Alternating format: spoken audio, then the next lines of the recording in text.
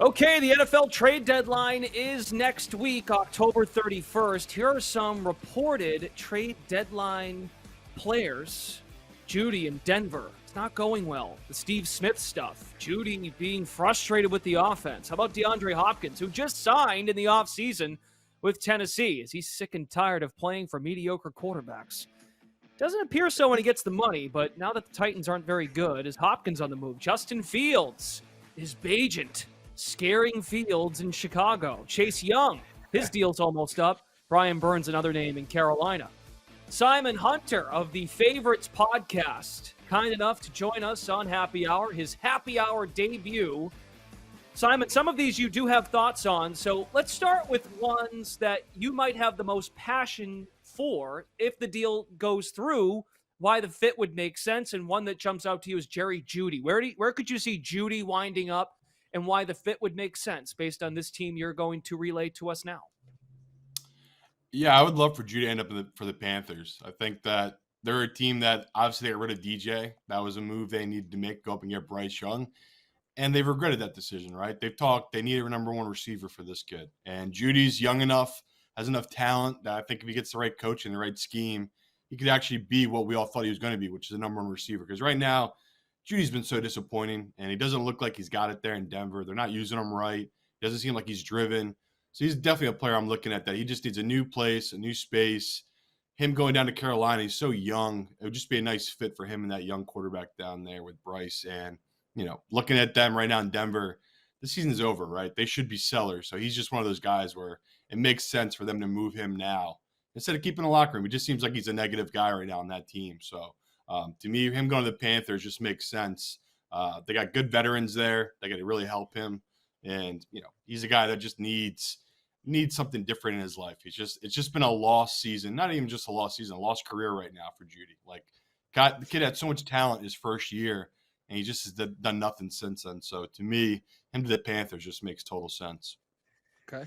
Yeah, he was such a treat at Alabama. And Glash, I have such a bad habit of looking at these names and as Patriots fans, you and I thinking, oh, this would be a classic Patriots trade. Disgruntled receiver, buy low, whatever, all these names on this list. But unfortunately, I don't think that. I think that is a pipe dream. Simon, you also have some thoughts on Chase Young, the potential fit for him. Has it gone off to a pretty good start in Washington, but lately, or, I guess the majority of his time there, underwhelming, to say the least. Yeah, it'd be a nice move, though, for the Ravens to get him for maybe a 4th or 5th round pick. I'd buy low on him, get something cheap for a 1-year rental, and just put him on that D-line. He is a guy that, in a nice rotation, I think he could be a stud. He's a guy that he just can't be out there all game. He just never has had that motor, never had that drive. Even when he was at Ohio State, people talked about it, where it's like, does this guy take plays off? Does he take snaps off? And I think we know now, it's been 4 years. You kind of have the tape on him. He does. He just does not play hard consistently. So get him into the Ravens locker room with all those vets. Get him on that D-line. They need more pass rush. I love all the rumors I'm hearing right now. Chase Young to the Ravens. It just seems like the right fit for this kind of guy. You can take snaps off against Rutgers, And there was an option decline, so he will be an unrestricted free agent next year. Yeah. And it appears the Ravens are going kind of all in with adding weapons for Lamar offensively with the new coordinator, and then defensively they've been banged up. Can they take it to the next level and really give themselves a chance to be the team in the AFC North at the very least? So look, this all goes without saying, people. We get it. Here we are just cooking up trades. We got the trade machine out here at Happy Hour, because who doesn't do that at Happy Hour? Yeah, what if we go get that guy and put him on our team? No kidding. We get that. We're not going to give people the popsicle headache of the trade compensation as far as picks and all that. So Simon already kind of did that. We'll leave that to him. This one feels like a pipe dream, at least this season before next week. But this Bajent kid in Chicago, is that at all threatening the status of Justin Fields in Chicago? No, it's not even that. That's why I think they should just move him just because of what's coming up for next year in their draft, right? They have the Panthers pick. They have their own pick. They're going nowhere. And Fields, as gifted he is as a rusher, he's inconsistent as a passer. But behind that O-line, I don't think they're going to be able to fix that issue. He needs really good coaching and a good O-line. I mean, it's a dream, but Fields to Atlanta is just right. Like that run scheme, the way they use those running backs with Fields back there, the threat of a run. Again, Ritter's not a runner. We've seen him be able to run in that offense. Like there's just a lot of openings the way that Arthur Smith designs that running scheme. So, I mean, my dream would be Fields get down to Atlanta. They made a mistake years ago. They took Pitts at the pick number 4 instead of taking Fields. Bizarre pick, dumb pick.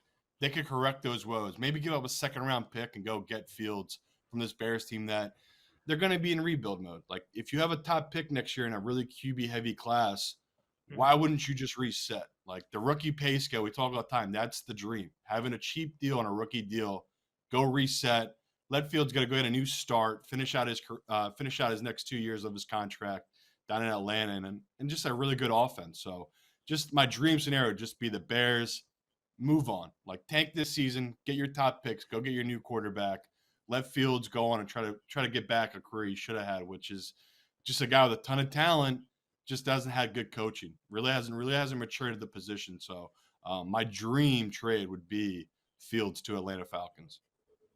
Okay. Yeah, there'd be a scenario in which the Bears and the Falcons are kind of like, hey, maybe we both were kind of wrong. Let's make a right here. And as you mentioned, the Bears could possibly have 2 picks, possibly 1 and 2 overall, because they have Carolina's pick. At least they're going to have them at the good end of the first round. Let's just close this thing out. 2 names we didn't mention, but mentioned from the top: DeAndre Hopkins and Brian Burns. Obviously, Hopkins being the more flashier, I guess, because we like to think of wide receivers, high point in the football. But out of these 2, do you have a destination for them, or something you like more than the other, Simon?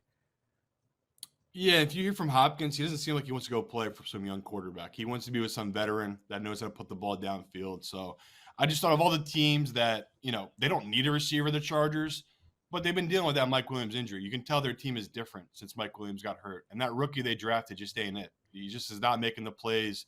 They're not using him. So if they could get him, Palmer, out there at the same time, and then Keenan Allen can do his own thing, I love that move for the Chargers. It just feels like a right fit for him, where no teams really need wide receivers right now, right? All these teams kind of are what they are. Only teams that really need them are teams that had guys get hurt. And losing Mike Williams has been a big deal for the Chargers team. So I like that fit there. And then my next one, Burns. Burns is so talented. The asking price is going to be really high. And I know they don't have their first-round pick, the Texans, this year. They used it already. But maybe they can make some type of package and make a move somehow to get Burns to Houston and just start building that D-line. Like, they got a couple guys there that are studs. You bring him Burns now and pay him, which they should if they traded for him. That's a guy that could be your front line for the next 5-6 years. And that'd be a huge deal with the Texans, which, their head coach is a defensive mind. That's how they should build it out. They already know they got the guy in offense. They got CJ. Now you got to go out and start fixing that defense, getting ready for what you think will be a good team in the next coming years. So Houston, love what they've done. I know they don't have a first-round pick this year, but they have to just figure out something to give up Burns. If it's next year's first-round pick, I would do it. I just don't think you guys are going to be drafting the top 10 with CJ as your quarterback. So Burns to the Texans, that gets me fired up.